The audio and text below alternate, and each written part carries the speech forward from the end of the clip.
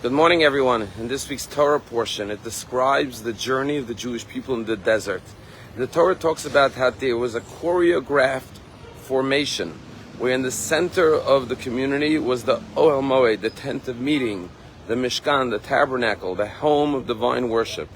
And on the four sides of the tabernacle, there were three tribes: to the east, to the west, to the south, and to the north. And then the Torah describes how each tribe had a degel, a flag, a banner, which was their particular flag with their colors and their insignia. And the question is, we know what flags are. Flags are meant to unite the entire nation under one flag. We have one flag for the United States of America, or one Israeli flag for all of Israel. Imagine if in America there was a separate flag for Jews and for blacks and for for Hispanics and for Asians. That would be terrible. We want to say we're all united. After all, in America, we pride ourselves on the term the melting pot, which means we all come together and we melt into one. Imagine if in Israel there was a flag for Ethiopian Jews, for Russian Jews, Sephardic Jews had their flag, Ashkenazic Jews had their flag. That wouldn't be a good thing. We want to have one flag of Israel for everyone. And the message is that unity is not about losing your individuality. On the contrary, it's about each group, each person actually, maintaining their unique qualities and strengths. But when there is a Mishkan, a tabernacle, a home of divine worship at the center of the community, and all the different 12 tribes are focused inward towards the central goal, then we could all combine and unite with our differences, because we know that our differences don't divide us. They unite us for a greater, higher purpose that transcends ourselves. Just like a husband and a wife may be different, but they have a common vision and goal for their lives, for their families, and so they unite with their uniqueness and their strengths. And that's why the melting pot is not a good idea, because it represents the idea of losing yourself and melting away in the greater pot. No, we should maintain, each and every one of us, our uniqueness and what we are able to contribute through our God-given talents and abilities, and together combining with each and every other person, achieve the greater goal which transcends all of our own individual personal aspirations. And that's the way you achieve true oneness and unity. So each person and each tribe needed its own flag to remember what each of the 12 tribes represents. One, like Zevulun, were entrepreneurs. They were people of great commerce. They were able to be generous and supportive of the rest of the Jewish community. Yissachar were the Torah scholars.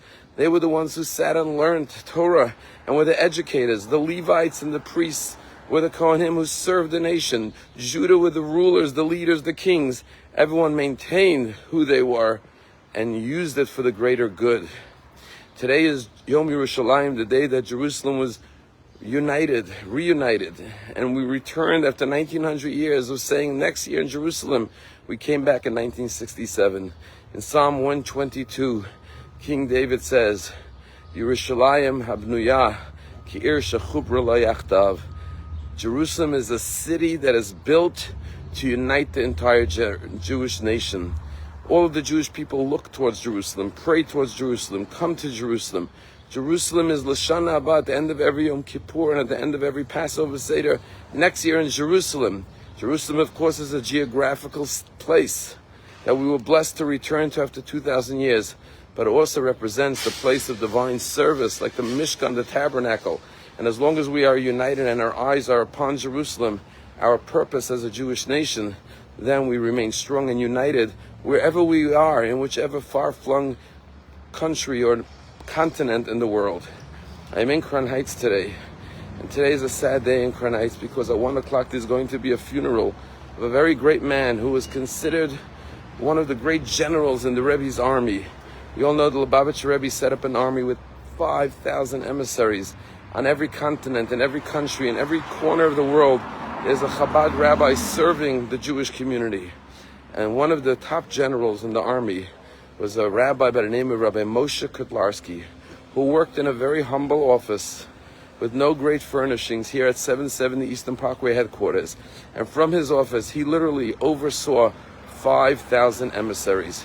Rabbi Kotlarski was known not only for his dedication to his job of building Jewish communities around the world and literally flying all over the world to help Chabad emissaries. But he was also known for his kindness, his simplicity. He was approachable, he was relatable. He would always have time to stop on the street or anywhere and talk to people and put a smile on someone's face. He was also renowned for his generosity. At his Shabbat table, in addition to his family, he always had 10, 20 guests, random people who needed a place to eat. And people who ate at his house would say he would get up at every course and walk around the table and serve everyone around the table. Take a little more of this, take more of that. As a matter of fact, 30 years ago when the Lubavitcher Rebbe was ill in a hospital in Manhattan, many stayed in hotels in Manhattan. And one of my friends told me that he was invited to eat, and Rabbi Kotlarski rented a big room so he could host Shabbat meals Friday night in the hospital, near the hospital, in the hotel. And once again, as was his custom, he walked around serving everyone around the table. I knew Rabbi Kotlarski since I was young, because on Simchat Torah, the Rebbe would send thousands of emissaries to all the synagogues throughout the tri-state area to go sing and dance and bring joy and speak in the synagogues. And the synagogue that Rabbi Kotlarski was designated to go to by the Rebbe was my father's shul in Borough Park on 18th and 56th Street.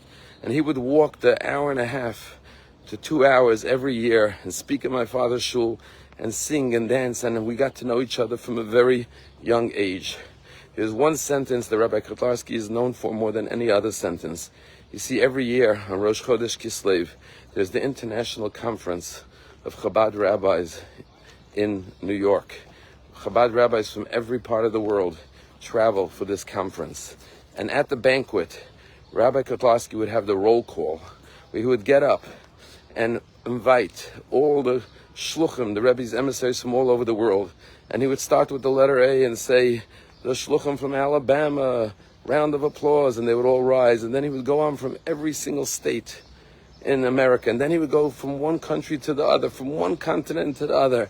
And at the end of the roll call, when every one of the 5,000 emissaries was standing and applauded for their country or their state, and the Rabbi Kotlarski was famous for this line, he would say, and now a round of applause for the whole wide world. And the band would strike up, and dancing and singing would break out in the hall as 5,000 emissaries would dance for 20, 30 minutes with extraordinary joy and celebration.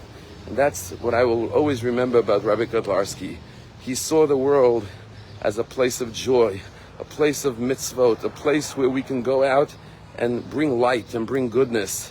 And as in his famous immortal words, a big round of applause for the whole wide world, and then singing and dancing.